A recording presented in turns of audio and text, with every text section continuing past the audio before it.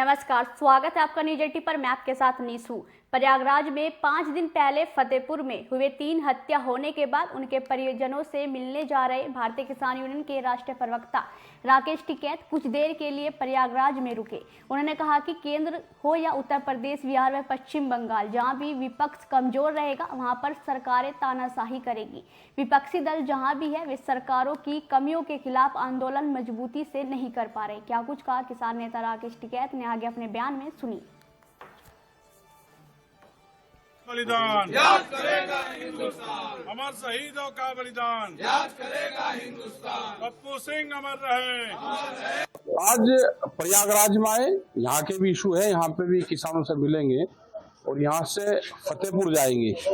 जो 3 हत्याएं हुई हैं उनके परिवार से मिलेंगे। यहाँ के संगठन के लोग जा रहे हैं, उनके परिवार से मिलने जाएंगे और सरकार से हमारा है कि उनको मुआवजा दिया जाए। उनकी प्रॉपर्टी से दे दो ना मुआवजा, अटैच करो प्रॉपर्टी। एक आदमी ने हत्याएं कर दी, एक पूरा परिवार उजाड़ दिया, उनका जो रोजगार थे वे थे कमाई करते, वे खत्म कर दिए, तो उनको इंसाफ कैसे मिले?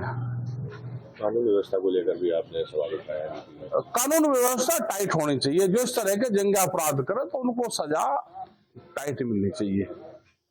आज भी ये घटना हुई है, आज भी यहाँ पे घटना हुई। अब उसकी जानकारी उसकी भी करेंगे कि गेहूं के पुराल में उसको जलाया है, तो क्या जमीनी विवाद था, प्रशासन को संज्ञान था इन चीजों का? और ये जो जमीनी विवाद है इसको प्रशासन, पुलिस, इनको टाइम रहते हुए इस पे काम करना चाहिए। उनको उनकी नपाई है, किसी ने जमीन दबा रखी तो 2 परिवार लड़ते रहते हैं तो हत्या तक ये बात जाती है। तो इसमें भी अगर गेहूं के पुराल में हत्या हुई है तो कोई न कोई जमीनी विवाद होगा। जी बनी हुई है, वहाँ बढ़ेगी, तो सुरक्षित नहीं है, बढ़ेगी वहां पे, क्योंकि वहां पे सरकार अगर डबल इंजन वाली होती तो कोई आगे नहीं होती, वहां बढ़ेगी, क्योंकि सरकार को गिराने का काम करना है ना, तो बढ़ेगी। ममता बनर्जी का कहना है कि वक्फ संशोधन बिल जो है वो कलकत्ता में लागू नहीं होने देंगी।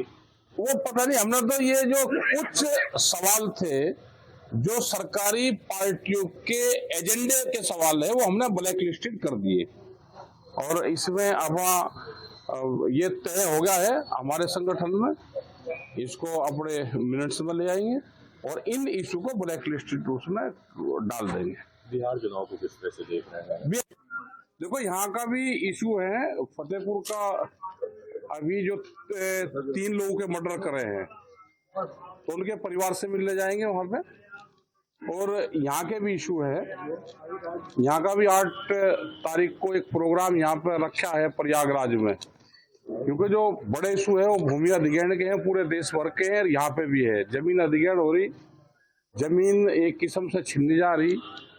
जो तहसील के काम है, एक षड्यंत्र है ये कि जमीन एक दूसरे के नाम पर चढ़ा दी। क्या ये मकसद है कि किसान इकट्ठा ना हो और ये आपस में ही भाई से भाई को लड़ता रहे? किसी के नाम पर 20 बीघे जमीन आनी थी, उसके 5 चढ़ा दी, दूसरे वाले के 17 चढ़ा दी। तो ये जो बड़ा घोलमेल हो रहा है, अधिकारी कर्मचारी सुन नहीं रहे। अगर नपाई होनी है किसी की, बपाई होगी, किसान वहां पे चक्कर काटो जाओ, अधिकारी कर्मचारी उसकी मपाई नहीं करेंगे खेत की, लेकिन कोई व्यापारी हो उसकी तुरंत मपाई होगी। तो ये जमीन छीनने का एक षड्यंत्र पूरे उसमें चला हुआ है। यही सारे इशू है। यहाँ पे एक बड़े आंदोलन की जरूरत यहाँ प्रयागराज में भी है। आज भी एक युवक को यहाँ पर जिंदा जलाया गया है। जिंदा जलाया गया, बिल्कुल कानून व्यवस्था फैल है। ये वैसे ही कह रहे ऊपर से कि कानून व्यवस्था ठीक चल रही, वो नहीं चल रही है।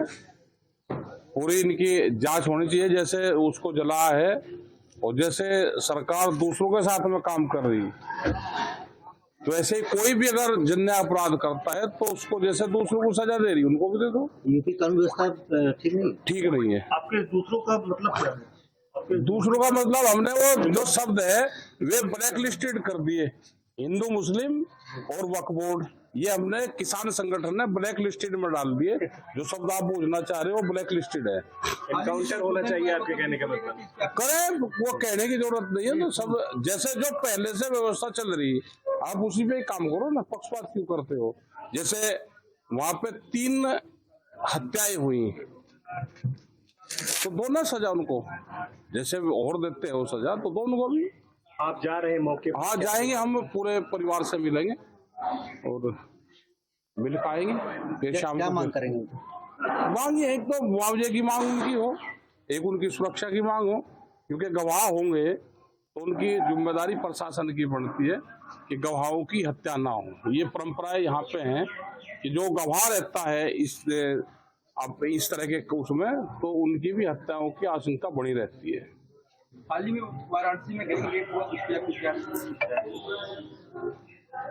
जो भी चीज हो रही है ये गलत है। गैंगरेप हुआ है तो उसकी भी सजा है। किसी के भी साथ में गैंगरेप हो तो उसका जीवन तो बर्बाद होता ही है। और निर्भया हत्याकांड और गैंगरेप हुआ था तो एक मिसाल है, तो सबको उसको याद रखना चाहिए और हुआ है तो उनको सजा मिले। किसान के एजेंडे पे होना चाहिए। जिस तरह से वहां का किसान लेबर बना है और जिस तरह से बिहार से प्लान हुआ है तो किसान एजेंडे पे वहां का चुनाव जरूर होना चाहिए। राणा सांगल को लेकर भी लगातार सवाल उठ रहे हैं, उनके पर बयानबाजी। कोई विवादित बयान किसी से दिया गया अनजाने में उसमें तो सॉरी फील कर लेना चाहिए उसमें। अच्छा, आपने भी कहा कि नेता अगर बनना है तो जेल से। भाई हमने कहा कि जिसको चुनाव लड़ना, जो विपक्ष हैं वो सरकार की कमी को ढूंढ के पंचायत करे, आंदोलन करे, धरने प्रदर्शन करे, यही विपक्ष का काम होता था। हाउस में मुद्दा उठावे और बाहर भी उठावे, सरकार को परेशान करके रखे। लेकिन यहाँ पे जो विपक्ष है वो चाहता है कि सरकार कमी करती रहे, वोट में वो तब्दील हो जाए। ऐसे नहीं होता भाई, कुछ न कुछ हाथ पांव भी हिलाना पड़े। आज की डेट में विपक्ष कमजोर है। देश में विपक्ष कमजोर है तो तानाशाहों का जन्म हुआ है।